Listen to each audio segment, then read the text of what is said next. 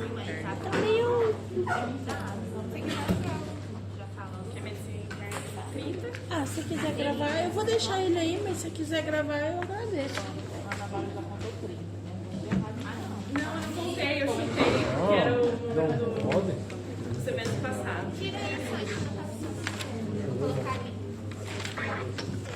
Ai, tá vendo? Agora você não vem cá. É igual agora.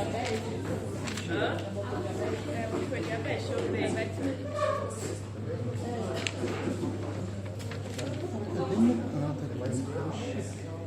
Sabia que tinha deixado uma mochila.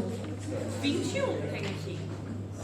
Como é que foi a aventura, André? Mais semana que Como é que foi a aventura pelo posto? Porra, velho, fala pra você, hein? Naquele tranco. Vou falar um negócio. A pessoa que precisa 100% do sistema público de saúde, ela tá fodida. Não tem mínima condição, tá fodida. Ali nessa da Vila Redonda, no Mercado Sol, ali perto desse posto ali. Não. Não é nosso, não. É na Copa Fronteira ali, né? Ah, lá em cima. Perto da escola. Né? Ah, tá. Atrás da escola. Aham.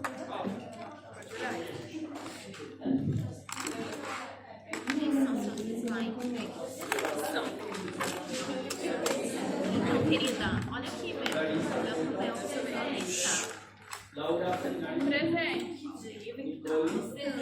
presente. Ai, gostei, meu também. Ai, que lindo, tá faltando. Eu acho que eu tenho repetido.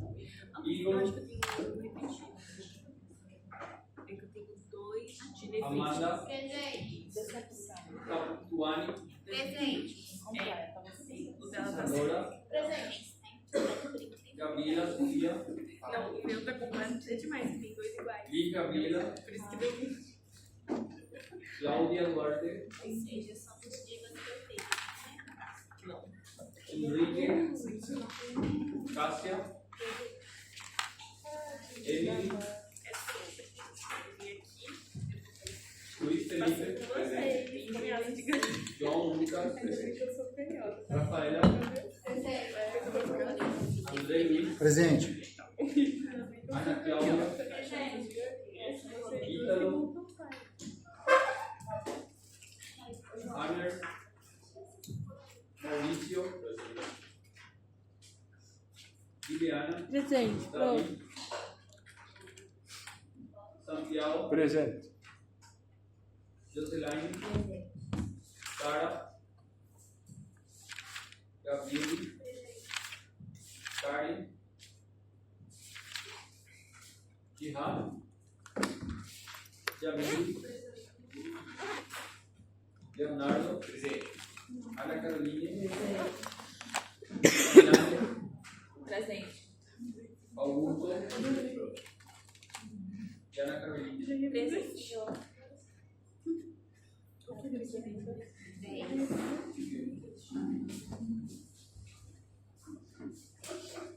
Ahora llegamos a la clase de pancreatitis.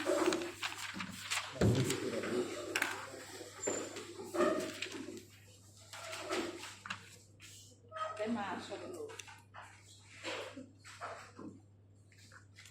Hablamos del diagnóstico, ahora vamos para entrar un poco en el ritmo de la clase y mencionar otra vez algunos puntos importantes. El diagnóstico de pancreatitis aguda se establece a través de estos 3 pilares. Habitualmente, en la mayoría de los casos, la clínica y el laboratorio son suficientes. La sospecha clínica, un cuadro clínico típico, se confirma con el perfil del laboratorio. La imagen está hoy día reservada solamente cuando existen dudas diagnósticas. No se realizan de rutina, específicamente haciendo referencia a las tomografías contrastadas, ¿cierto? El paciente tiene que estar internado en una unidad de cirugía, ¿verdad? Una cama simple, una unidad simple. No se olviden de complementar al paciente con los estudios de rutina, como ser una radiografía de tórax simple, con el objetivo de buscar buscar un signo muy común de la pancreatitis aguda, que es el derrame pleural izquierdo. Además de ser muy común, es un signo de alarma. Y además en la simple radiografía de tórax podemos ya descartar también, o en todo caso detectar un diagnóstico diferencial muy importante de la pancreatitis aguda, cuál es la perforación de una víscera afuera. La ecografía abdominal también de rutina en el contexto de una patología biliar relacionada con la etiología biliar. La ecografía no es buena para ver el páncreas, sin embargo nos puede mostrar la presencia de líquido libre en cavidad, un signo de alarma también importante. Y confirmar la etiología biliar. Cuando el paciente con pancreatitis aguda tiene litiasis vesicular, asumimos que el paciente tiene una pancreatitis aguda biliar, ¿cierto? Recuerden entonces, ecografía abdominal no es muy buena para ver el páncreas. ¿Bien? Completar la batería de estudios de rutina importantes, donde podemos resaltar el PCR, ¿verdad? Que es muy inespecífico en otras patologías, pero en pancreatitis aguda es muy valorado para el seguimiento, la evolución, así como la procalcitonina. Ambos son marcadores inflamatorios inespecíficos, ¿verdad? Primer paso después de hacer el diagnóstico es decidir la internación del paciente y hacer una primera clasificación al ingreso en dos grandes grupos: la pancreatitis aguda leve o potencialmente grave, siendo los pacientes potencialmente graves los pacientes que tengan algún signo de alarma, ya sea clínico, laboratorial o radiológico, o que de entrada ya tengan una falla orgánica, ¿sí? Todo eso ya habíamos visto. Cualquiera una de estos signos de alarma que el paciente presenta al ingreso le catalogamos como una pancreatitis aguda potencialmente grave, ¿sí? Las escalas pronósticas, lo último que dijimos, ¿verdad? Que la tendencia actual es que estas escalas pronósticas se están abandonando, ya no son muy valoradas, como antiguamente ya fueron las clásicas escalas de Ramson, la de Apache 2, la de BISAP, ¿verdad? Hoy día esto ya no es muy valorado. Sí, la escala de Marshall modificada es muy importante. Recordar que nuestra definición de pancreatitis nos habla de dos grandes variables en esta enfermedad. ¿Cuáles son esas dos variables importantísimas? Por un lado, la posibilidad de complicaciones locales o de complicaciones regionales. Cuando me refiero a complicaciones locales o regionales, me estoy refiriendo a colecciones líquidas, necrosis, formación de quistes, o mejor dicho, pseudoquistes. Esas son las terminologías que tienen que manejar cuando hablamos de complicaciones locales. Para encontrar estas complicaciones locales, para estudiar, necesitamos de la tomografía contrastada. Y la otra gran variable de la definición misma de la pancreatitis aguda es la posibilidad de complicaciones sistémicas o de fallas orgánicas, ¿cierto?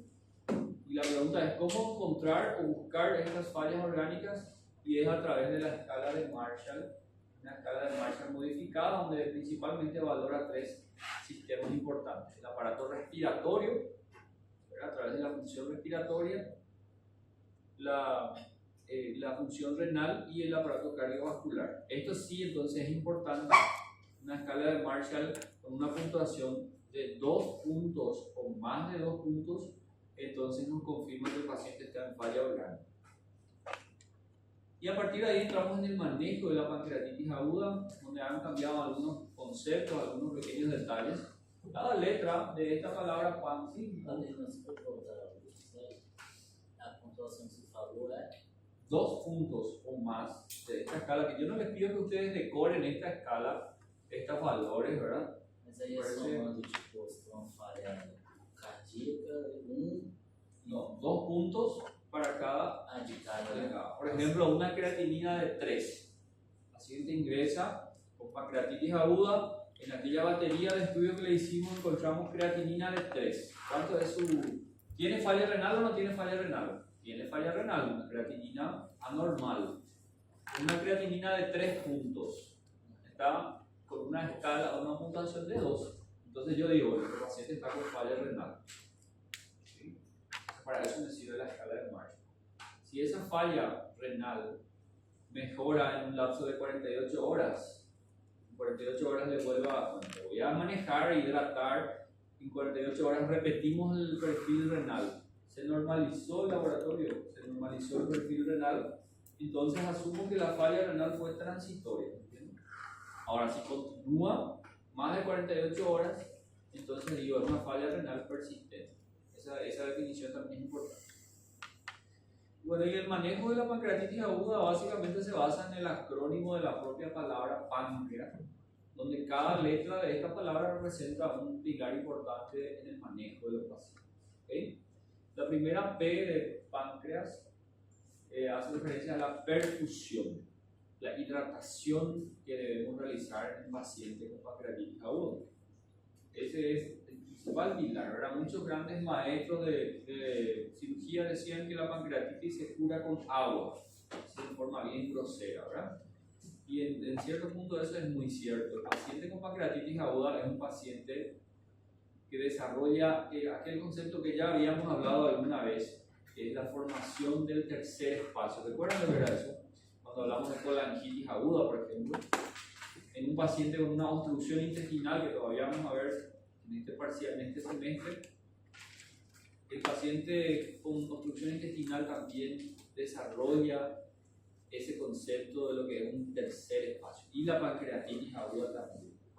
En el cuerpo humano tenemos dos espacios muy útiles, ¿verdad? El intravascular y el intracelular, y entre estos espacios ocurren intercambios fundamentales para reacciones químicas, para nutrición celular, para eliminación de desechos.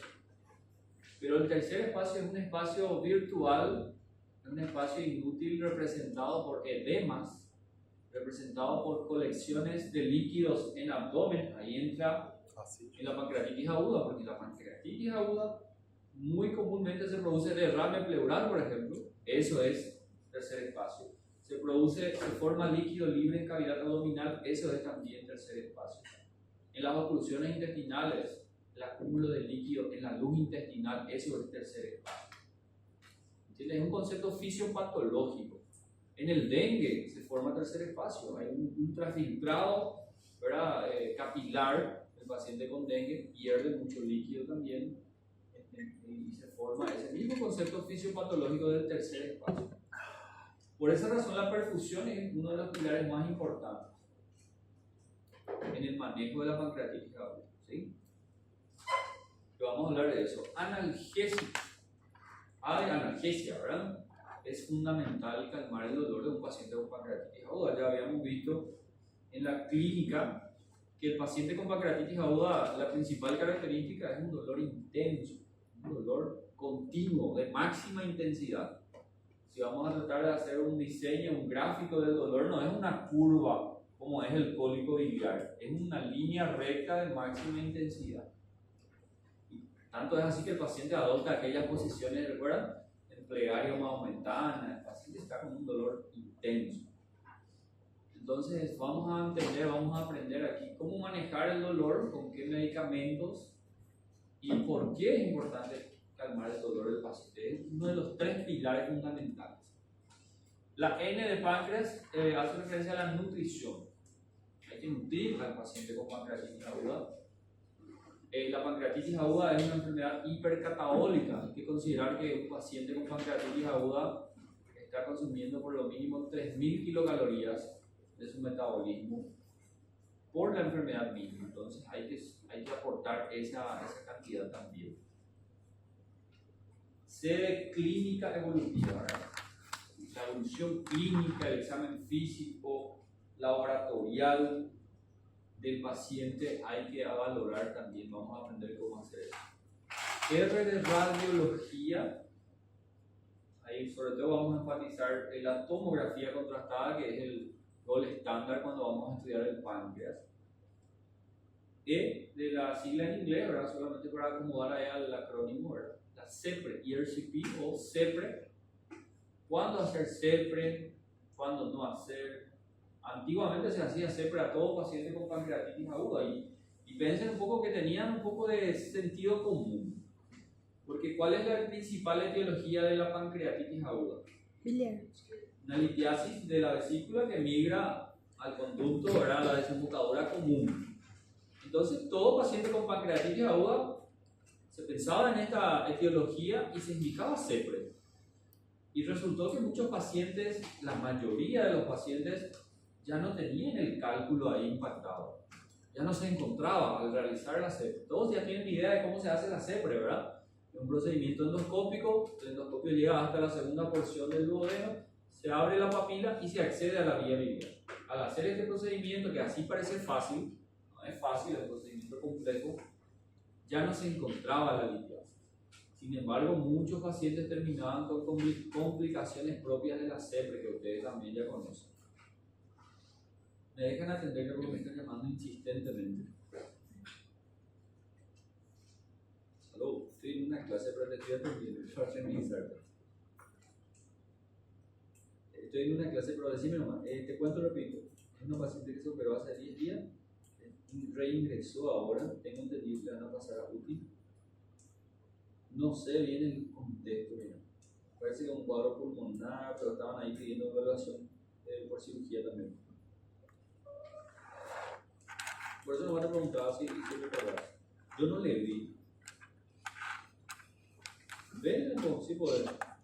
No sé si ya ingresó a terapia o está todavía en urgencia.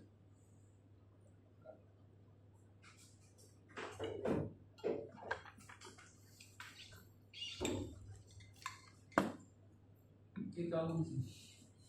De la CEPRE estamos hablando, ¿verdad? Vamos a desglosar esto de manera bien específica. A de antibióticos. ¿Se usa o no se usa antibióticos en la pancreatitis aguda? Pancreatitis con 15.000 blancos, pacientes con fiebre. Antiguamente lo primero era empezar antibióticos a ese paciente. Se consideraba de manera protocolar iniciar antibióticos y eso ha cambiado totalmente. Hoy día es totalmente lo contrario. Y la letra S de páncreas, de la palabra en inglés, haciendo referencia a la cirugía. ¿Se opera o no se opera la pancreatitis aguda? ¿Cuándo se opera? Y finalmente, ¿qué es lo que se opera? ¿El páncreas o la vesícula? De eso vamos a hablar cada uno de ellos. Primero punto, perfusión, hidratación. Es uno de los principales pilares. Si yo le pregunto en el examen, ¿cuáles son los 3 pilares fundamentales? Son las primeras 3 letras, donde la hidratación es uno de los principales, ¿verdad? Ya dijimos por qué es importante hidratar al paciente. El paciente va a desarrollar muy probablemente una primera etapa de la pancreatitis aguda. Es un principio muy importante. Fíjense que un detalle que van a aprender bastante el semestre que viene, lo que es un abdomen agudo quirúrgico. Un término muy común en cirugía. Es el tema que más sale en exámenes de cirugía, en cualquier plataforma de exámenes de cirugía que se puedan imaginar. Es el abdomen agudo quirúrgico. Y una de las patologías estrellas de un abdomen agudo quirúrgico es la pancreatitis aguda.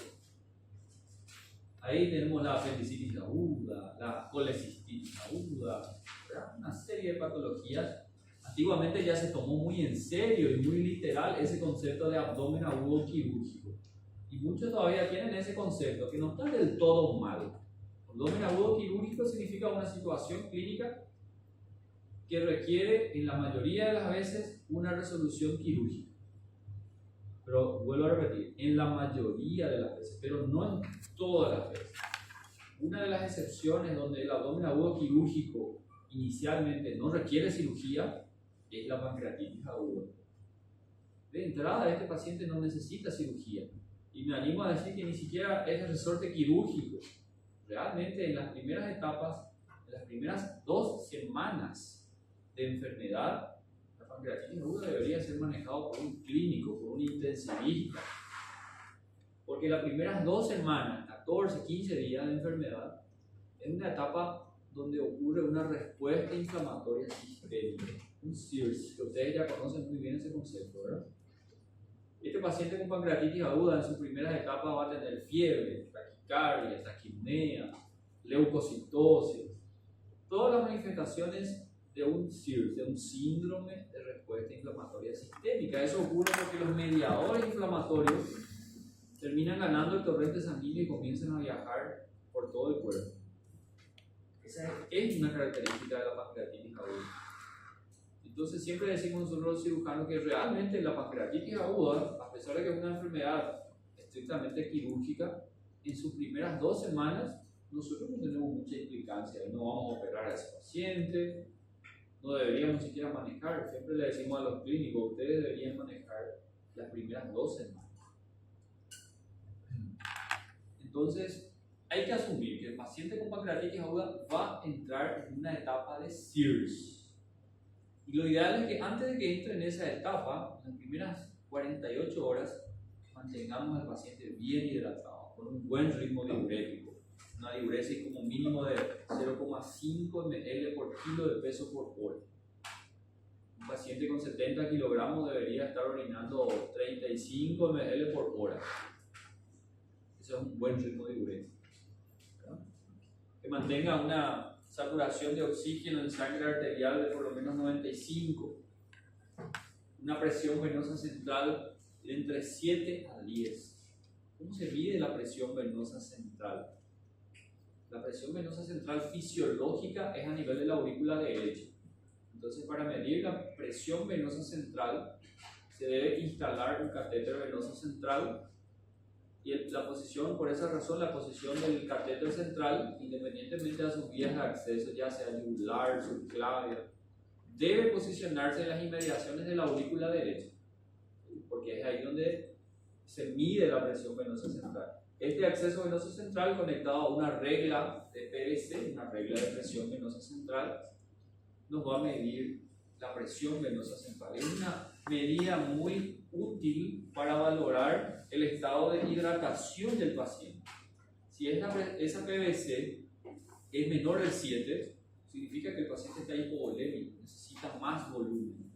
Si está muy elevada, mayor a 10, entonces ya estoy sobrecargando y tengo que reducir un poco. Entonces, es la medida objetiva para poder hidratar al paciente.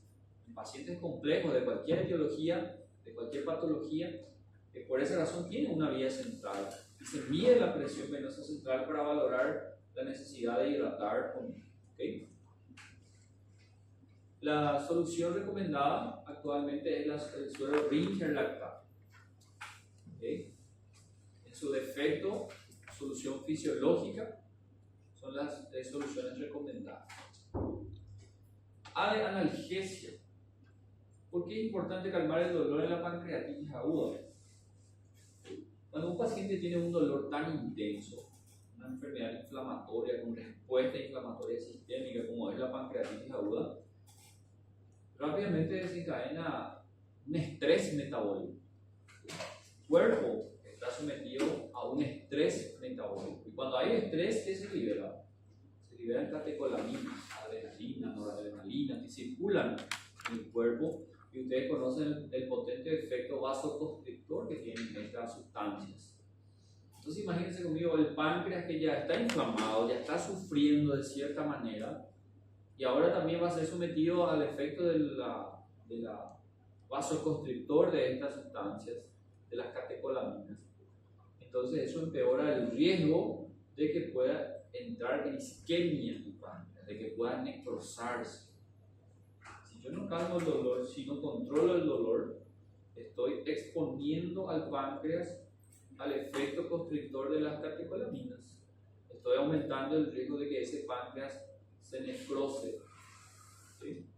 Eso por un lado. Y por otro lado está además decir que nuestra función como médicos es calmar la dolencia del paciente, y ese paciente que está sufriendo de dolor, un desafío es calmar el dolor. Un mito que hasta hoy día sigue vigente. Ustedes van a agarrar cualquier libro de farmacología y van a leer opiáceos, opioides. Y un efecto adverso muy común, muy conocido, mejor dicho, muy popular de los opioides, es que produce una contracción, un espasmo del esfínter de Oddi. Y ese efecto adverso se temía mucho antes, se le tenía mucho miedo. Y por esa razón antiguamente era contraindicado usar morfina o sus derivados, porque teóricamente iba a generar espasmo del esfínter de Oddi y iba a empeorar la pancreatitis aguda, ¿se entiende? Y eso cambió totalmente. Es uno de los paradigmas que ha cambiado en el manejo de la pancreatitis aguda. Hoy día, Por isso faz o el link. principal fármaco utilizado para verdad. calmar el dolor son los opioides. Se encontró mayores beneficios en la acción analgésica de los opioides que en aquel supuesto efecto adverso tan temido que era el espasmo. Y hoy día se le da más valor a calmar el dolor para evitar una vasoconstricción, ¿verdad? El efecto de las catecolaminas, evitar el estrés metabólico y de esa manera también evitar el riesgo de necrosis del páncreas. Pero en general, la analgesia debe ser progresiva, empezar con AINES, los analgésicos o antiinflamatorios no esteroideos que ustedes ya conocen muy bien, ¿verdad? Dipirona, ketorolac, ketoprofeno. Si el paciente no responde a esos analgésicos comunes, entonces vamos a utilizar los opioides. Morfina, meperidina, tramadol. Lo importante es calmar el dolor. Es interesante que el dolor del paciente en realidad es autolimitado.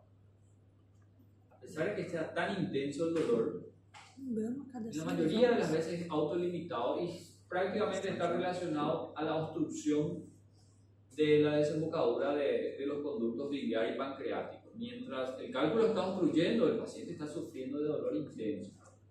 Pero la gran mayoría de las veces, 90% de las veces, ese cálculo termina siendo expulsado espontáneamente y el dolor comienza a mejorar en las primeras horas, 24 a 48 horas. ¿Sí?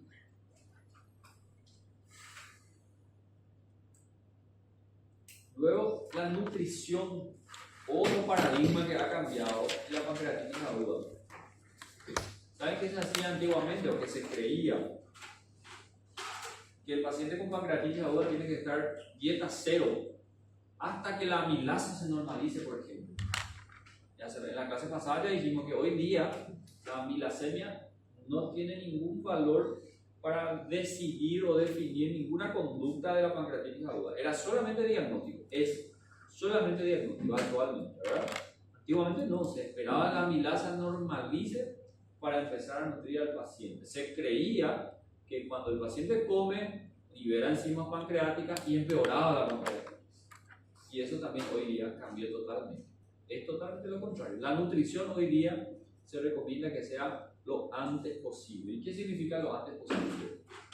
Ni bien el paciente esté sin dolor, que dijimos recién, eso ocurre habitualmente en las primeras 24 a 48 horas, el paciente ya no tiene dolor. Cuando el paciente ya no tiene dolor, también mejoran los vómitos, porque los vómitos son reflejos del dolor intenso. Entonces, paciente sin dolor, ya no está vomitando, ya tengo que empezar a nutrir. No importa los niveles de amilasa. Nutrición precoz, ese es el principio actualmente. Y la vía de nutrición ideal debe ser la más fisiológica posible. ¿Y qué mejor fisiológico que la propia vía oral? Y fíjense que antes decían nada por vía oral, porque íbamos a estimular secreción pancreática y va a empeorar. Hoy día lo contrario. Tiene que ser vía oral lo posible. Y es por una razón muy importante que se cobran muchísimo los exámenes de sistema. Ustedes seguramente conocen, escucharon alguna vez en fisiología o fisiopatología el concepto de translocación bacteriana. ¿Qué entienden ustedes por translocación bacteriana? El nombre también es bastante expresivo. De um lugar e vai pro outro que não era pra Cuando lá. hay gérmenes, ¿verdad?, que viven en un No sitio habitual intestino y va lá para y pueden invadir otro sitio que no es habitual. De forma bien práctica, ¿verdad? Y bueno, ustedes saben que el páncreas tiene una proyección anatómica ahí del hemiabdomen superior y tiene una relación íntima ahí con el colon transverso. Están ahí en la misma proyección, tan cercanos. Y naturalmente el contenido del colon es gérmenes, ¿verdad? Hay muchos gérmenes. Y mientras está en el colon no pasa nada. Hay una ley semiológica que el semestre pasado habíamos hablado. ¿Recuerdan la ley de Stock? ¿Qué dice la ley de Stock? Que cuando un órgano está inflamado en la cavidad abdominal, ¿qué pasa con la musculatura lisa visceral? En otras palabras, la musculatura de las vísceras se paraliza. El peristaltismo deja de funcionar cuando hay una inflamación cercana. Entonces imagínense conmigo, el páncreas está inflamado, el peristaltismo del estómago y del colon se detiene y eso genera un ileus. El término ileus es sinónimo de parálisis funcional. Por esa razón, una imagen radiológica muy antigua y popular, ¿verdad? Antes del advenimiento de las tomografías, quiero que anoten un poco ahí, es el signo del asa centinela. En realidad es inespecífico, no es solo de pancreatitis aguda. El signo del asa centinela significa que en una radiografía simple de abdomen, que hoy día no es rutinario en cirugía, ¿verdad? Ni siquiera en la pancreatitis hablamos de radiografía de abdomen. Hablamos de tórax, hablamos de ecografía, pero no hablamos de radiografía de abdomen. Antiguamente era muy popular el signo del asa centinela. No es más que una dilatación bien localizada del colon transverso en el paciente con pancreatitis aguda. Pero interesante el concepto fisiopatológico. El colon transverso se paraliza, ¿verdad? El movimiento del colon transverso queda paralizado, por eso genera ese signo. En base a ese principio, el contenido séptico del colon puede sobrepasar la barrera de la pared intestinal y llegar al páncreas, que hasta ese momento estaba inflamado nomás, por definición, y ahora puede sobreinfectarse. Eso es translocación bacteriana. Los gérmenes del colon, cuando ya no tienen movimiento peristáltico, quedan estancados ahí, sobreproliferan y puede ocurrir lo que se llama translocación bacteriana, invadir al páncreas. E ele passa pela própria parede do... Claro. Comienza a invadir la pared y llega al páncreas. Mas é por causa do aumento da pressão do... Es por cómo se detiene el tránsito intestinal. Queda estancado y comienzan a proliferar ahí. El movimiento intestinal se paraliza. Entonces, ¿qué tiene que ver eso con la nutrición? En base a ese conocimiento fisiopatológico, hoy día se recomienda que la nutrición sea lo más fisiológico posible, que sea oral en la medida de lo posible, porque dando nutrición oral estamos estimulando tránsito intestinal y de cierta manera estamos limitando entonces la translocación bacteriana. Por eso la nutrición recomendada es que sea oral. Si no tolera vía oral el paciente, come el paciente y vomita, come y vomita, no está tolerando vía oral, voy a partir a la nutrición todavía enteral, nasoyeyunal. Nasoyeyunal significa instalar una sonda nasoyeyunal por las fosas nasales hasta el yeyuno, sobrepasando el hígado, sobrepasando el duodeno hasta el yeyuno. Es una zona donde ocurre ya alta absorción de nutrientes y voy a administrar al paciente preparados nutricionales listos para ser absorbidos con el apoyo del nutricional, lógicamente. El objetivo es que el nutricionista o el departamento de nutrición me diga que efectivamente yo estoy logrando aportar 3.000 kilocalorías por lo menos. Ahora, no logro llegar a esa meta, entonces voy a partir a la última opción, que es la vía parenteral. A través del acceso venoso central, preparados nutricionales listos para llegar a la sangre venosa y ser absorbidos. Pero no es la primera opción, es la vía parenteral, solamente como una complementaria, si no logro los aportes nutricionales. Esse signo que você falou, então, não necessariamente indica pancreatite. No, porque yo te puedo decir, la apendicitis aguda también tiene el signo del asa centinela. É pro índio, Solamente que não en é? ese caso, las vísceras, el intestino en fosa ilíaca derecha está dilatado. Ese también es signo del asa centinela. Es lo mismo que decir, las asas intestinales cercanas de un proceso inflamatorio se dilatan.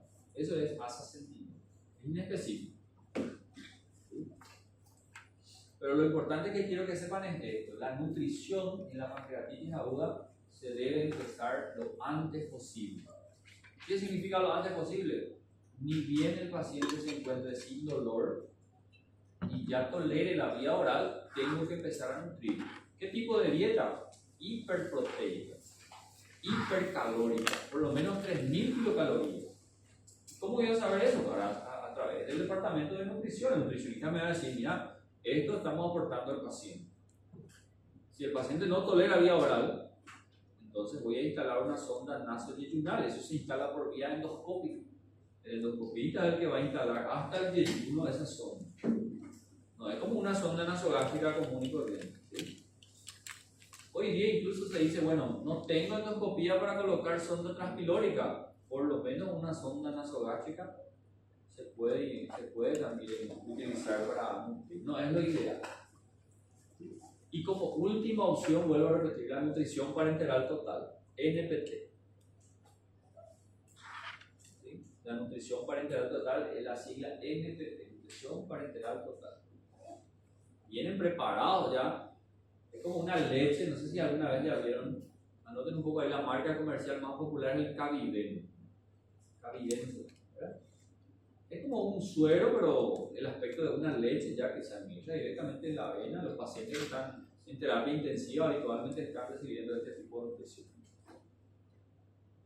Entonces ya saben por qué la vía enteral. Y cuando me refiero a vía enteral, me refiero a la vía oral, a la nasogástrica y a la nasoyeyunal. Todas son formas de nutrición enteral, porque de esa manera estamos previniendo, evitando el desarrollo de una translocación bacteriana, porque estamos estimulando tránsito intestinal. C es clínica evolutiva.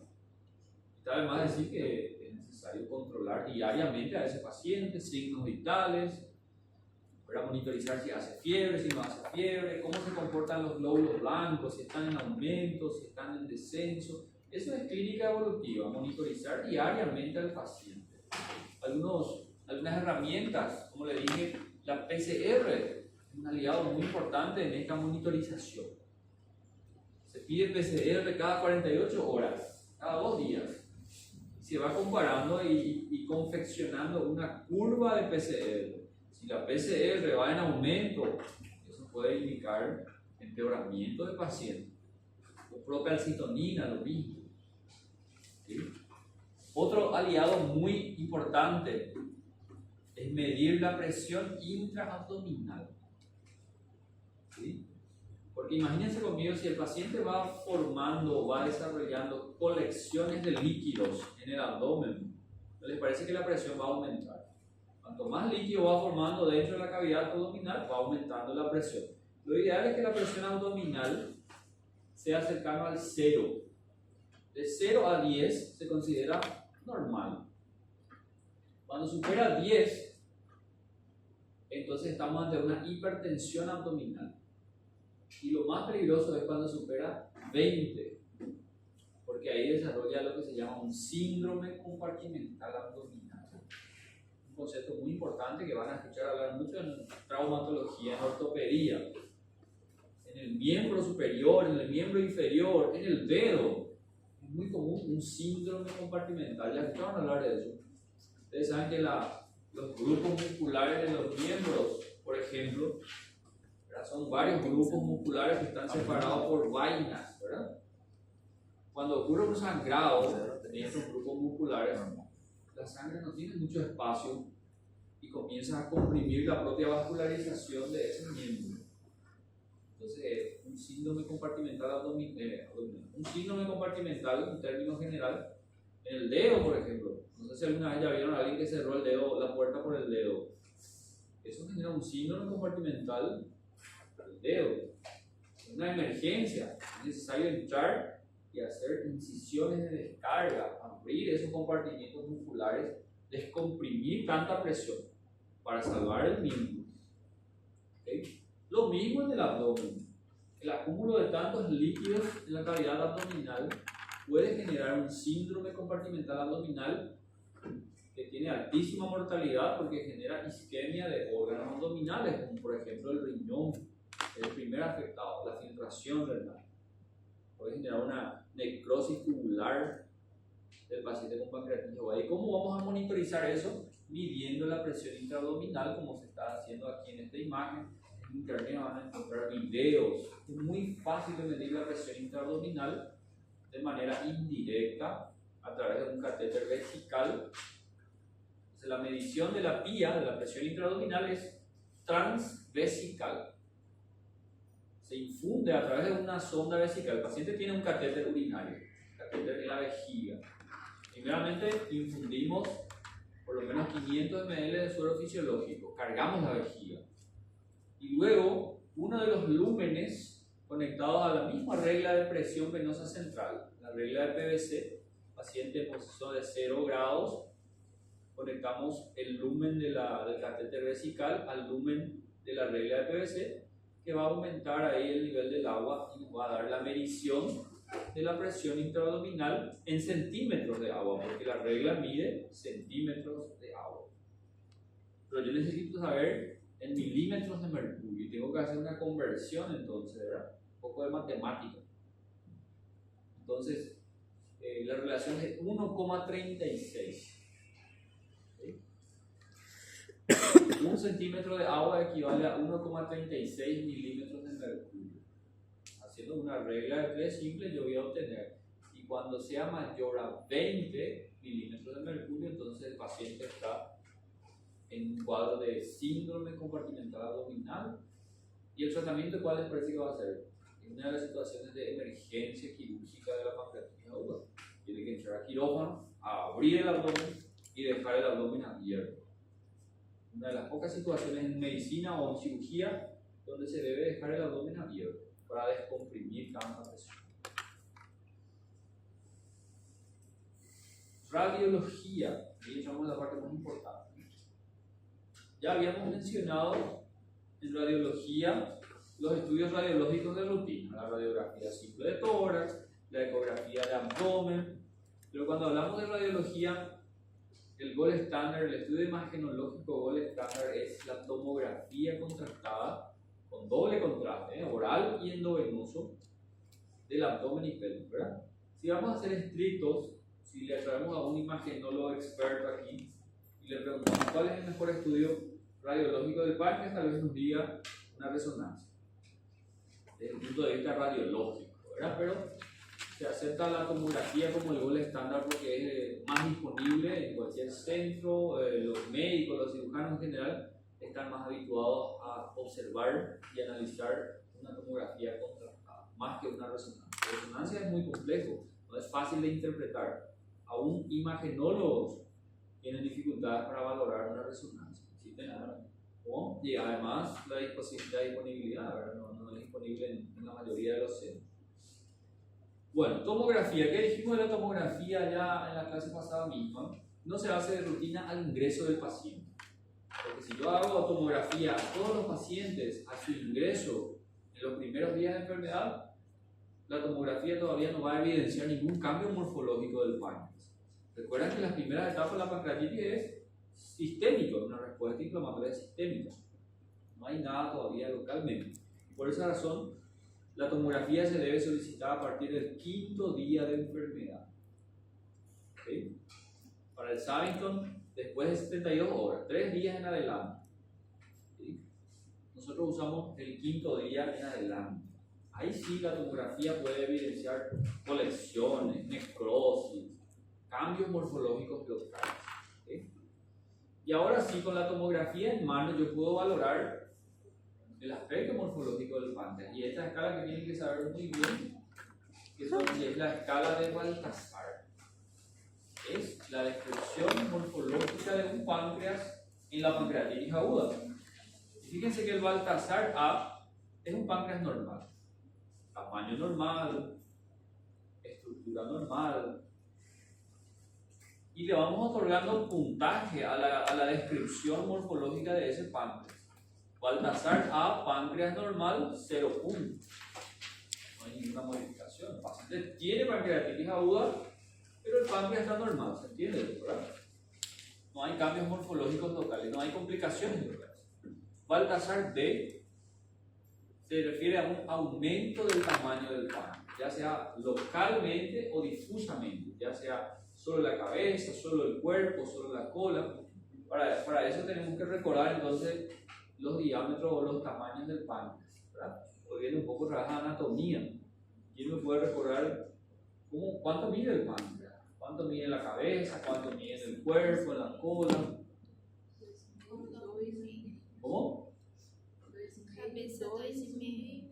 Ahí está, esa es una buena medida. En realidad, estas medidas son muy controversiales en las literaturas. Distintas literaturas de anatomía tienen distintas medidas para el páncreas, pero más o menos esa es la medida: 2,5 para la cabeza, 2 para el cuerpo y 1,5 para la cola. Entonces, en base a estas medidas, yo en una tomografía puedo medir el páncreas y puedo decir, Este tamaño está normal, está aumentado. Si está aumentado, Baltasar B, un punto.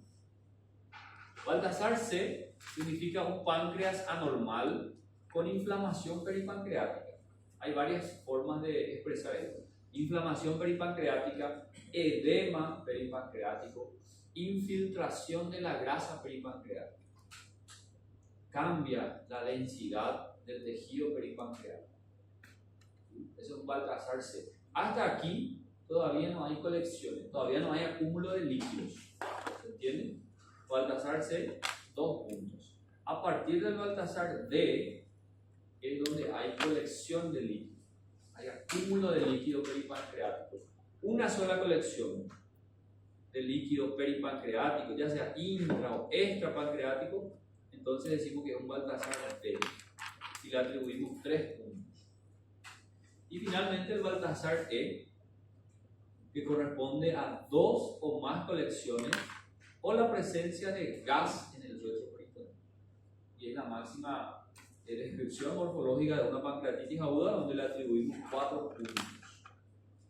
Muy lindo, hay algunas imágenes, por ejemplo, de un Baltasar A. Y hay que ir aprendiendo a mirar la tomografía. Ustedes ya vieron tomografía en imágenes. Ya estudiaron dormina. Entonces ya saben muy bien cómo valorar una tomografía. Pero en forma bien práctica les digo, ¿cómo valorar?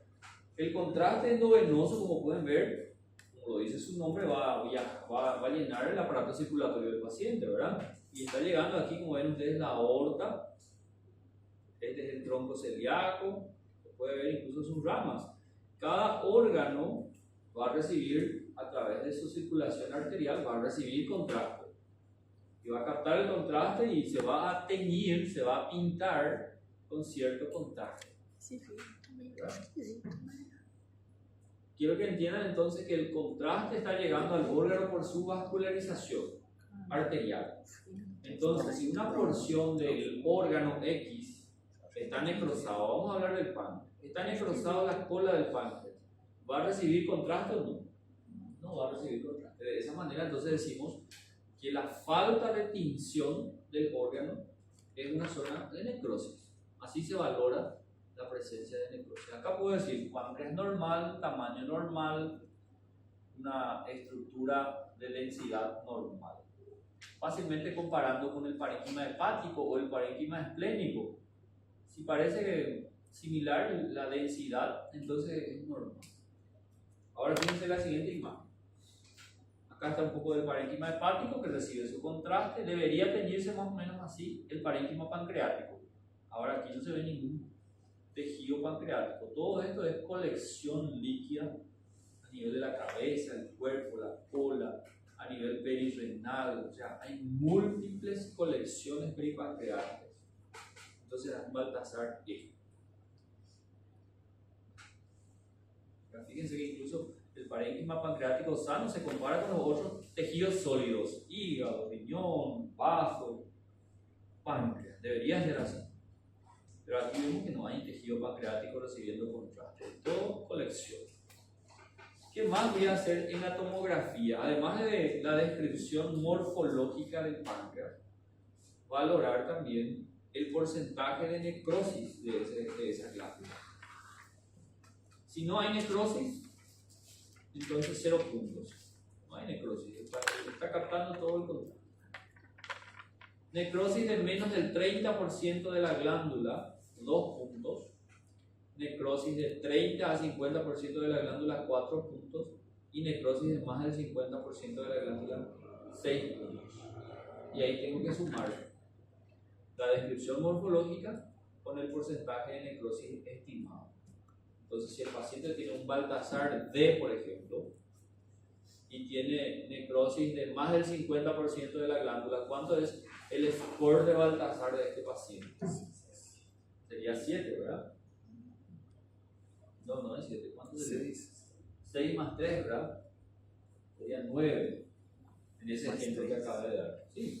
Ah, que tem o score do Baltasar 6 lá, né? puntos porque es más del 50% de necrosis de la glándula y es un Baltasar D. Entonces 3 más 6. El score de Baltasar sería 9. Dos valoraciones hacemos en la tomografía, vuelvo a repetir. En la descripción morfológica del páncreas, donde se atribuyen estas puntuaciones. El Baltasar A, B, C, D y E. Y el porcentaje de necrosis, donde se atribuyen más puntuaciones. Y con eso se establece el índice de severidad. Vamos un ratito y ya volvemos ahí. El índice de severidad o score de Baltasar. Esta es la medida de las complicaciones locales que hacemos en la pancreatitis aguda. A través de estas puntuaciones nosotros establecemos el índice de severidad. De 0 a 3 puntos es leve. Desde el punto de vista tomográfico estoy hablando, ¿verdad? De 4 a 6 puntos es moderada y de 7 a 10 puntos del score de Baltasar es severo. Acá vuelvo a repetir lo mismo. La escala de Baltasar A, B, C, D, E más el porcentaje de necrosis 2, 4, 6. 0, 2, 4, 6. Otras imágenes que podemos encontrar en la pancreatitis aguda como complicaciones locales. Aquí puedo ver una gran colección líquida homogénea por la imagen y también por medida de la densidad. Los estudios de los tomógrafos helicoidales hoy día, con cortes muy finos, tienen herramientas para medir la densidad y puede definir con exactitud que esto es líquido, ¿bien? O que esto es sólido, a través de la medida de la densidad de la tomografía. Esto es líquido, una colección líquida homogénea que está rodeado por una pared bien fibrosa, ¿verdad? Pueden ver aquí que es una cápsula y que está conectado a su vez con el páncreas. Esta es la definición tomográfica de un pseudoquiste pancreático, otra complicación local. ¿Por qué se llama pseudoquiste y no quiste? ¿Qué les parece? No me digan que es un falso quiste. Para eso tenemos que recordar un poco de la otra Mandelita. Porque o quiste é encapsulado e ele é homogêneo encapsulado. Esse daí não, embora seja encapsulado, ele não é homogêneo. El quiste es un tejido que tiene revestimiento epitelial, una cápsula, pero en esa cápsula hay tejido epitelial, probablemente endotelio. Ahora, el pseudoquiste es una cápsula de fibrosis, no hay epitelio, no hay revestimiento epitelial. Esa es la diferencia. Colección líquida encapsulada, pero sin revestimiento epitelial, es fibrosis. Y por eso se llama pseudoquiste pancreático, una complicación que puede ocurrir en la pancreatitis aguda.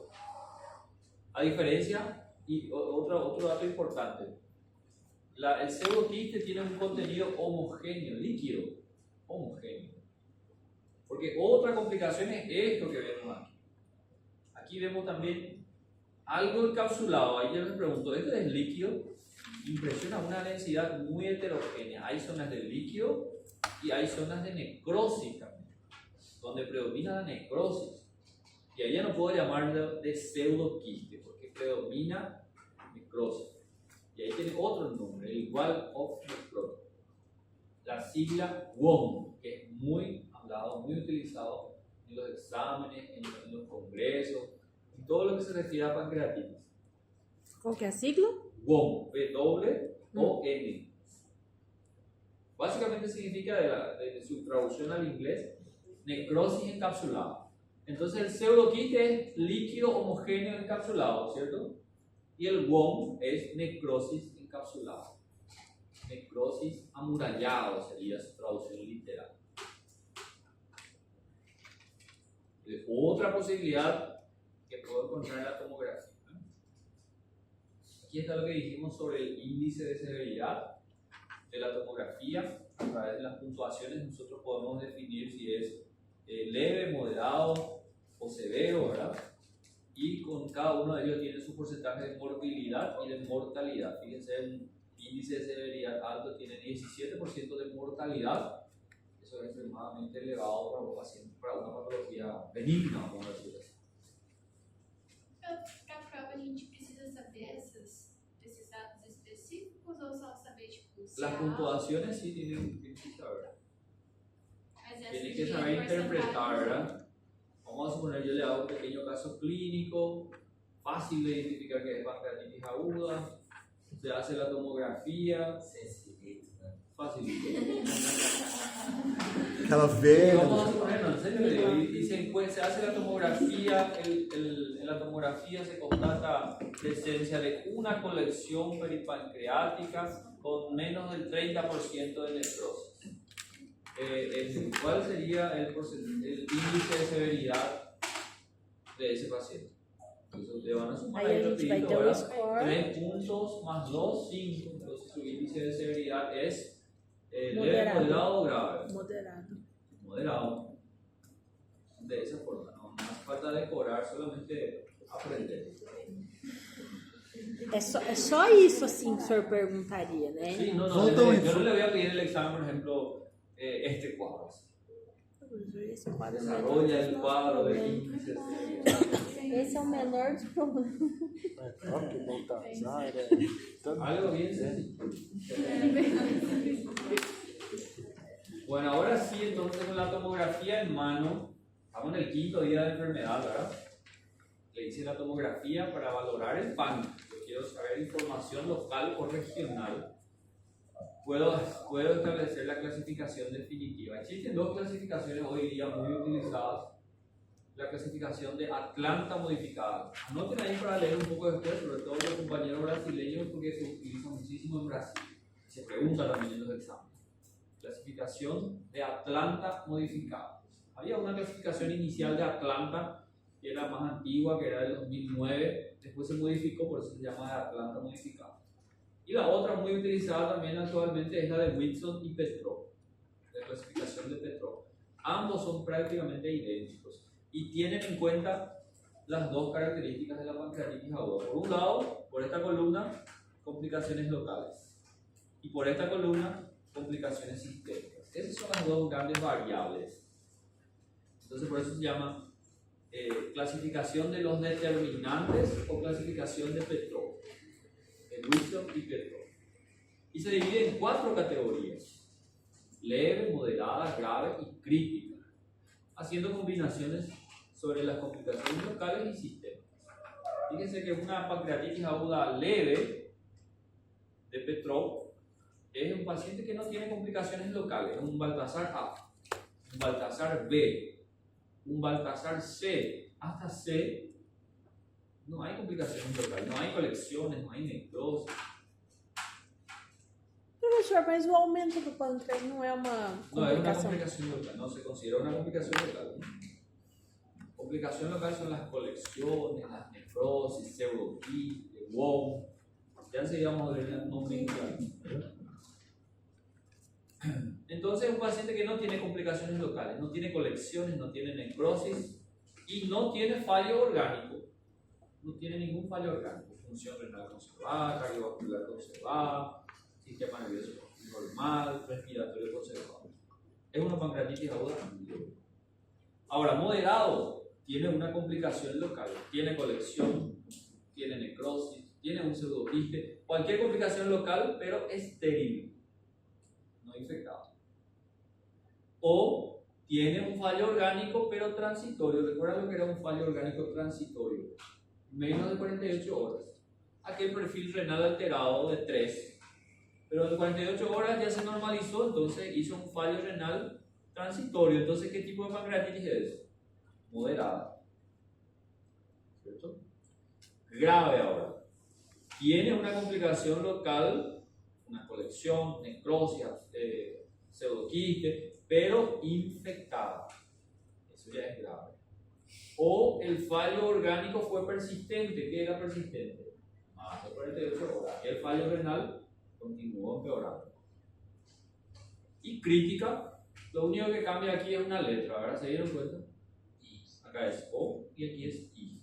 O sea que el paciente tiene simultáneamente una complicación local infectada, pero además tiene un fallo orgánico persistente. Una pancreatitis aguda crítica o fulminante. Pacientes que están en terapia intensiva, fallas orgánicas, gravísimos. Estos son los pacientes que desarrollan aquellos signos de Cullen, de Tate-Turner. Pacientes graves. Esta clasificación sí tenemos que saber. ¿Sí? Para nuestra materia, esta es la que utilizamos. Y también les recomiendo dar una miradita a la de Atlanta modificada. Es lo mismo. Entonces vuelvo a preguntarle algo en este cuadro. Se dieron cuenta que en la pancreatitis aguda, para su clasificación, se tienen en cuenta dos grandes variables o determinantes, ¿verdad? Por un lado, alguna complicación local y por otro lado, algún fallo orgánico. ¿Cómo nosotros vamos a medir la complicación local o detectar las complicaciones locales? Tomografía, ¿verdad? Es una tomografía. ¿Y cómo vamos a medir la presencia de fallo sistémico? A través de la escala de Marsh. Eso es lo que quiero que vayan viendo, ¿verdad? Volvemos a recordar la doctora Manuelita. Como todo órgano, la pancreatitis tiene también su punto de vista anatomopatológico. Formas anatomopatológicas de la pancreatitis aguda, ya he visto en exámenes de hecho. Por suerte, la mayoría de las pancreatitis agudas son edematosas, congestivas. Esa es una variante más frecuente. La gran mayoría de los pacientes desarrollan una pancreatitis aguda intersticial edematosa. Y cuando el paciente tiene esta variante, las complicaciones locales posibles son colecciones fluidas, colecciones líquidas, producto del transudado, pero del exudado, mejor dicho, ¿verdad? Cuando estas colecciones líquidas va pasando más de 4 semanas ahí de las colecciones líquidas, va adquiriendo una pared bien definida, fibrótica, y pasa a cambiar de nombre, se llama pseudoquiste. Entonces básicamente son cuestiones aquí de nomenclatura, ¿verdad? La colección líquida fluida inicialmente es dispersa, vamos a decir, pero después de 4 semanas adquiere una pared bien definida, una cápsula de fibrosis, y pasa a denominarse pseudoquiste. El pseudoquiste es una evolución de la colección líquida. Por otro lado, existe la forma más grave de pancreatitis aguda, desde el punto de vista anatomopatológico, que es la necrótica o necrohemorrágica. Estos son los pacientes que desarrollan signo de Cullen, signo de Gray-Turner. Y en vez de colecciones líquidas, predomina necrosis. Necrosis que puede ser pancreática, peripancreática o mixta, siendo las mixtas las más comunes. Entonces, ¿cómo se llama cuando hay necrosis? Cuando hay esta complicación, simplemente necrosis, ya sea pancreática, peripancreática o mixta, recordando que las necrosis se identifican por la falta de captación de contacto, ¿verdad? Pasando más de 4 semanas, estas necrosis también adquieren una pared, y por eso que hablamos de la necrosis amurallada, el wall of necrotic o WON, la sigla WON. Simplemente es una evolución de la necrosis a una necrosis encapsulada. Las complicaciones sistémicas, vuelvo a repetir, se objetivan a través de la escala de Marshall. 2 puntos o más nos indica un fallo orgánico. Más de 48 horas es persistente, menos de 48 horas es transitorio. Seguimos con nuestro acrónimo. Ahora estamos en la letra E. E de páncreas. ERCP, la sigla en inglés, que significa CPRE, ¿verdad? Ya dijimos hace rato que antiguamente se hacía siempre a todos los pacientes, en base al conocimiento de la fisiopatología. Pero después se fue viendo que cuando se hacía la siempre ya no se encontraba el cálculo ahí, y el paciente muchas veces resultaba con complicaciones propias de la CEPRE, que ustedes ya conocen muy bien. Tema de examen también ahí, ¿verdad? ¿Cuáles son las complicaciones de la CEPRE? Hoy día, por esa razón, no se hace CEPRE de manera rutinaria en la pancreatitis aguda. Solamente se hace CEPRE en el paciente con pancreatitis aguda cuando desarrolla de manera concomitante colangitis aguda. ¿Entienden? El paciente está con pancreatitis y colangitis. Y por suerte esta asociación es sumamente infrecuente, menos del 5%, menos del 2% para algunas literaturas. ¿Por qué les parece que es infrecuente? Porque, ¿qué dijimos de la litiasis en la pancreatitis aguda? Queda mucho tiempo enclavado aquí. En pocas horas, 24 a 48 horas, el cálculo ya es eliminado, ¿verdad? El paciente permanece con su pancreatitis aguda, pero ya no tiene obstruido su virus. Y para que se desarrolle colangitis, ¿qué es necesario? Que el cálculo esté enclavado, que se vaya infectando a la virus. Entonces, es una asociación que por suerte no es muy común. Pero si eventualmente tengo un paciente con pancreatitis aguda y que tiene colangitis, CEPRE de urgencia, es una indicación absoluta. Y otra indicación es que el paciente tenga alterado la bilirrubina. ¿Recuerdan toda aquella clase de bilirrubina? Una ictericia obstructiva, una bilirrubina total aumentada a expensas de la directa y que sea un aumento progresivo. Ahí se indica C, pero no de manera rutinaria. La siguiente A del páncreas hace referencia al uso de antibióticos. Ya dijimos que antiguamente era protocolo iniciar antibióticos a todo paciente con pancreatitis aguda. Hoy día se recomienda no utilizar antibióticos profilácticos. La pancreatitis aguda, por definición, no es una infección, es una inflamación del tejido pancreático. Entonces, no mejora la morbilidad ni la mortalidad con el uso profiláctico de antibióticos. Al contrario, se insiste mucho en no utilizar antibióticos como profilácticos. ¿Sí? Solamente voy a utilizar, antes de hablar de eso, les quiero recordar que en las primeras 2 semanas, 14 días de enfermedad, todo lo que el paciente tiene son atribuidos al SIDS. El paciente tiene fiebre. Si estamos dentro de las primeras 2 semanas, eso no es infección, eso es SIDS. El paciente tiene 18.000 blancos y está ahora 20.000. Estando dentro de las primeras 2 semanas, eso es SIDS. Esa es una regla general que puede cambiar. Lo que yo le estoy diciendo hoy, en un par de años puede cambiar totalmente. Hasta hoy día lo que se sabe es que la infección del páncreas, para que yo diga la fiebre, la leucocitosis, todo lo que el paciente tiene es porque se está infectando el páncreas, ocurre a partir de la 3ª semana. Estoy en la 3ª semana, el paciente está con fiebre, PCR en aumento, procalcitonina en aumento, leucocitosis en aumento. Ahora sí voy a decir, aquí probablemente el páncreas se está infectando, esa colección líquida se está infectando, esa necrosis se está infectando. Fíjense que necrosis no es sinónimo de infección. Puede haber necrosis estéril y la necrosis puede infectarse. ¿Okay? Entonces, ¿cuándo voy a usar antibióticos?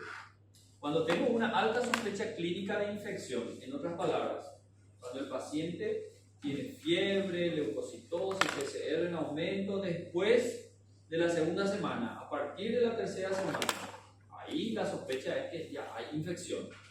No es simplemente SIDS, ¿cierto? Le hacemos un hemocultivo al paciente y resulta positivo. Entonces yo confirmé que hay infección. Y ahí inicio antibiótico. Cuando en la tomografía contrastada de abdomen se encuentra gas en el retroperitoneo, eso es confirmación de infección. Tengo que usar antibióticos. Gas significa gérmenes anaerobios en el retroperitoneo. Esto hoy día ya se está abandonando también. Esto se hacía mucho antiguamente.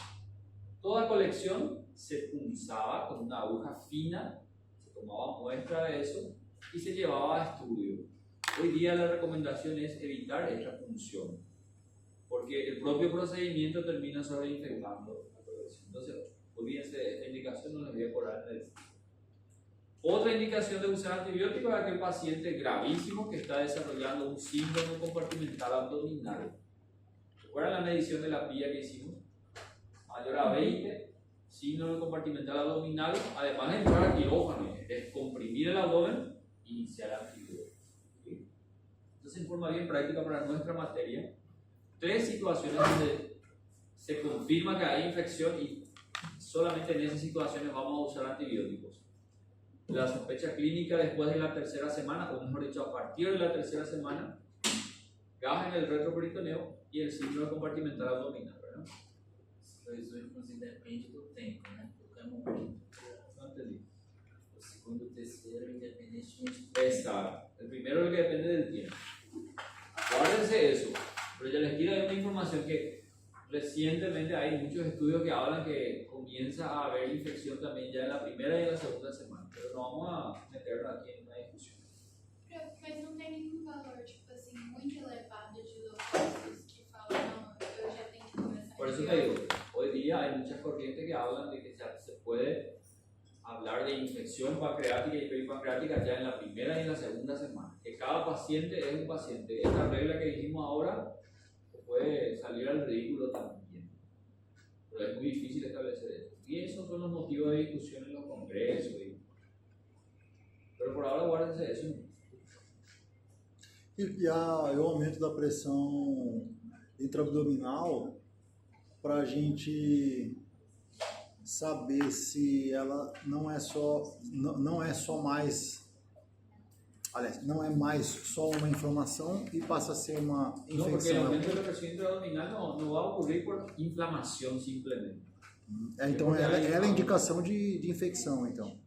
Es una indicación de iniciar antibiótico, porque vamos a entrar a intervenir a ese proceso. Vamos a invadir ya la próstata. Então é profilático que faz. Y prácticamente profiláctico, ¿verdad? É porque se você vai, En ese caso, vai cuando hay indicar, síndrome compartimental abdominal. se você vai administrar antibiótico, porque você vai entrar, Exactamente. É, Se aplica el é concepto de profiláctico. profiláctico. Prof, mas aí seria a parte acima de 20 a pressão? Sí, solamente cuando sea acima de 20, porque esa es la definición de un síndrome compartimental. ¿Verdad? Aquí hay algunas imágenes que nos muestran la presencia de gas en el retroperitoneo. Síndrome compartimental abdominal. Gas en el retroperitoneo, gas en el retroperitoneo.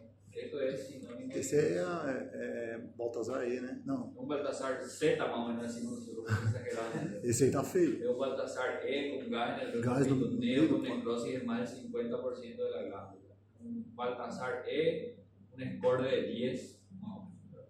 Ah, tá. Aí com o score de necrose a gente tá colocando 6, né? Sí, entonces 6 más 4 tiene 10. otras imágenes bien feas. Pero no hay páncreas aquí, esto es todo necrosis, gas, infección en el retroperitoneo. Y entonces básicamente cuando se confirma que hay infección de esa complicación pancreática, entonces estamos hablando de otra terminología que tienen que manejar, que es la necrosis pancreática infectada. NPI, la sigla NPI, necrosis pancreática infectada. Y en base a eso, ya entrando en el tratamiento prácticamente, además de iniciar antibióticos porque está infectado, tenemos que ya utilizar alguna otra estrategia para tratar a esa complicación infectada.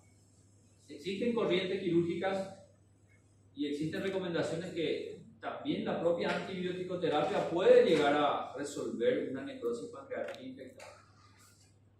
Pero la mejor recomendación actualmente se basa en un protocolo holandés que se ha postulado en el 2012 aproximadamente, que es el protocolo Step Up Approach, así como suena, Step Up Approach. Básicamente significa un manejo escalonado, donde la recomendación es empezar de lo más bajo posible, de lo menos invasivo, y que menos invasivo que el antibiótico, y finalmente solamente si fuera necesario la cirugía abierta, donde se va a descuidar la necrosis pancreática.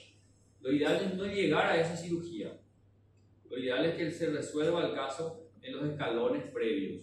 En antibiótico-terapia, en algunos casos ya se resuelve. Inicié antibiótico, el paciente no está mejorando, está yendo hacia la sepsis, entonces tengo que partir al siguiente escalón, que es el drenaje percutáneo. Instalación de catéteres por vía percutánea para drenar esas colecciones infectadas. Puedo usar 1, 2, 3, varios catéteres. En su experiencia, Mariano Jiménez, no sé si le llegaron a conocer en el congreso, el actor de uno de nuestros libros de base, llegó a usar 10, 12 catéteres percutáneos y solucionó esta situación. El problema es la disponibilidad de esos recursos. Y en Paraguay, con suerte, un catéter conseguimos por paciente. Entonces muchas veces el catéter es insuficiente, el paciente continúa haciendo fiebre, continúa con blancos elevados, no se resolvió el proceso séptico, pasamos al siguiente escalón, el VAR, que significa desbridamiento retroperitoneal video asistido. Utilizar la laparoscopía para llegar hasta el parénquima pancreático y desbridar la necrosis.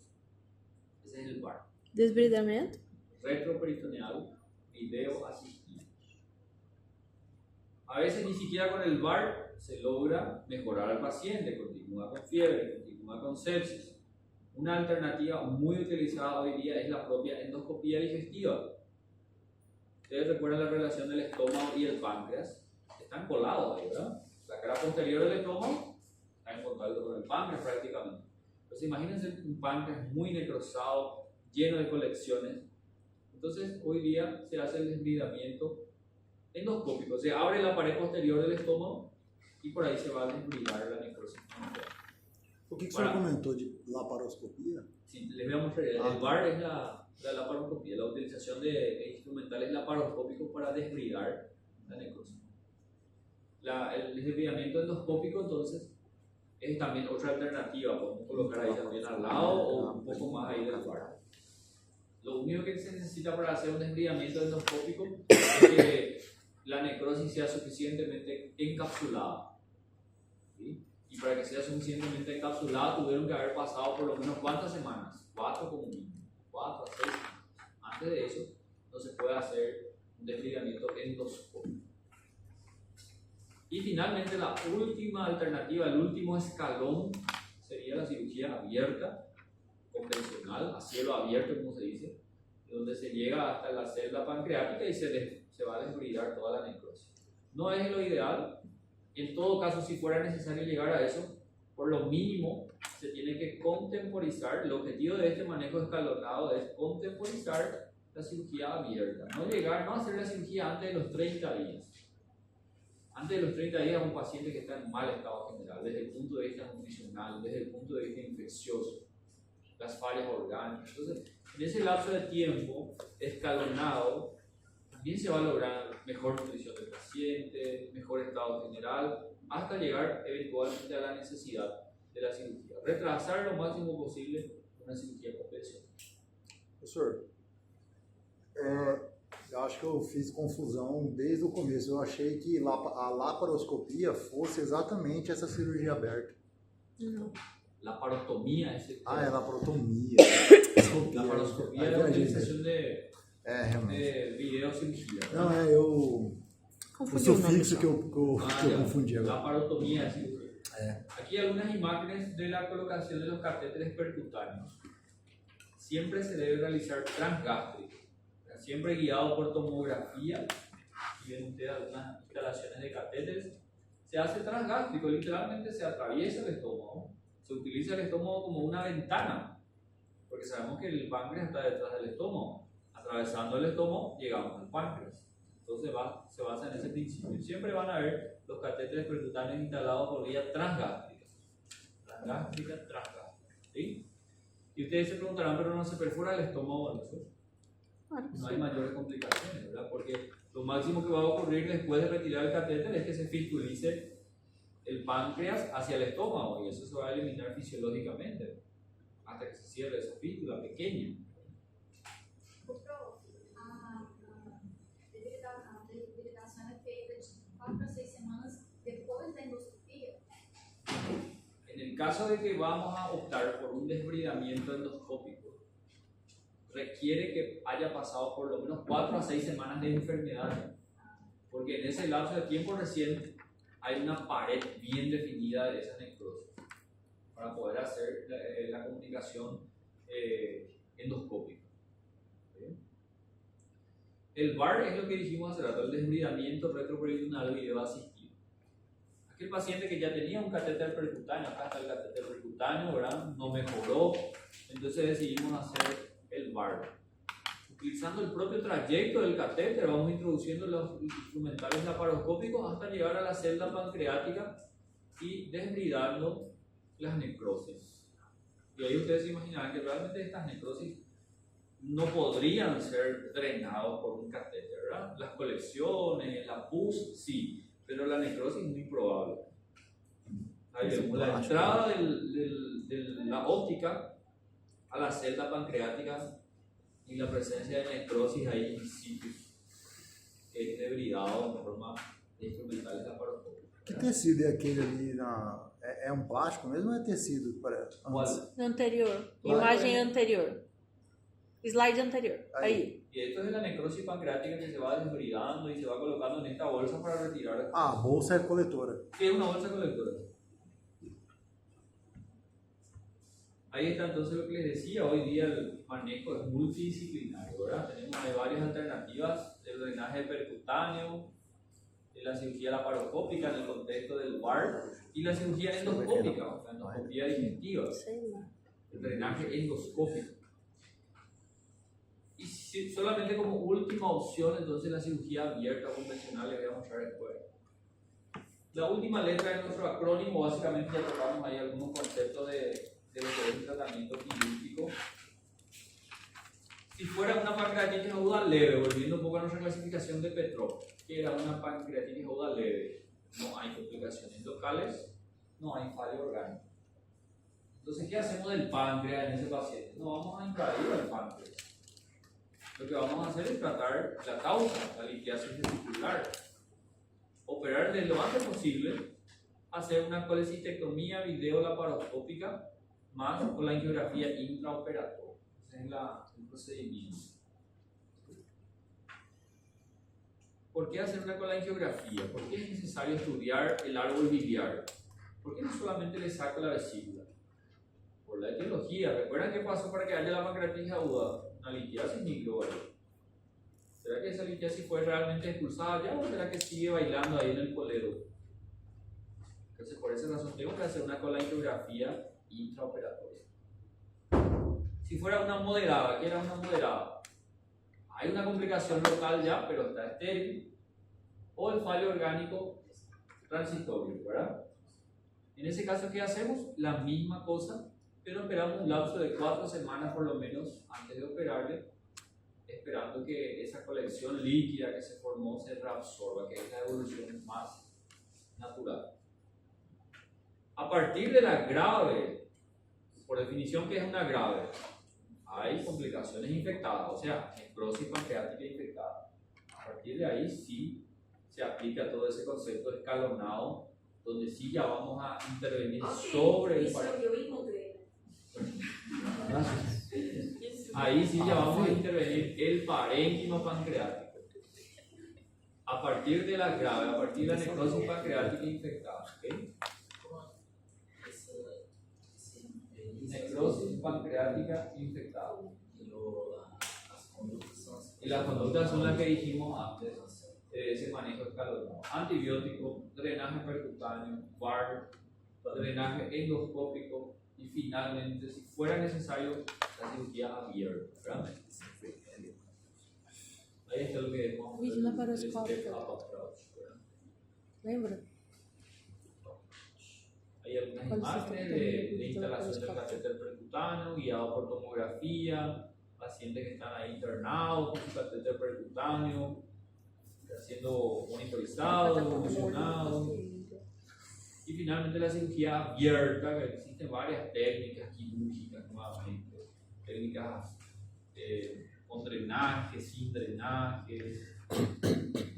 Se abre el abdomen, se llega hasta el parénquima pancreático y literalmente se va a desbridar toda la necrosis. A veces todo el páncreas necrosado prácticamente se termina desbridando todo el páncreas. Y lógicamente el paciente puede quedar con grados de insuficiencia pancreática, ¿verdad? Dependiendo de la extensión de la necrosis. Si saqué todo el páncreas prácticamente, obviamente que vamos a tener un paciente con insuficiencia pancreática, tanto endócrina como exógena. Un paciente que va a requerir suplementación de las enzimas pancreáticas, preparados que vienen concentrados de las enzimas pancreáticas que se denominan creón. El paciente tiene que consumir estas cápsulas de concentrados de enzimas pancreáticas antes de cada reflexión, Por vida. también de por vida, así como también va a requerir insulinoterapia de por vida, un control metabólico de por vida, dependiendo del grado de insuficiencia pancreática que desarrolla. ¿Qué es eso de cima ahí, profe? Este es un paciente que probablemente fue sometido a una cirugía abierta, grave, crítico, se quedó con el abdomen abierto, probablemente por un síndrome compartimental abdominal, y va cicatrizando por segunda intención, así como habíamos dicho en la clase de hernias. ¿Recuerdan el semestre pasado?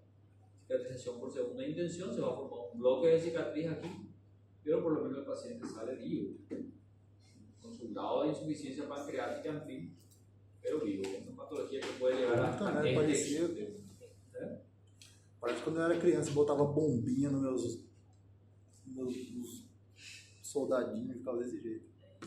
Tá maluco. Y eso, chicos, Professor, solo eso. Sí. como que é o nome daquela aquela técnica de cirurgia aberta, ela se pode voltar, por favor, só para anotar aqui. Técnica Jaeger es la técnica abierta. Beggar. Pero no voy a decir nada de técnicas. Van a aprender en su residencia de cirugía lo que quieran hacer cirugía. Y bueno, nos vemos entonces la próxima semana. Me avisan si hay consenso o no hay consenso. Ô, prof, não, prof. Manda, prof, esse slide, pelo amor de Deus. Este está, no, está todo el libro. Sim, não. Está todo el libro.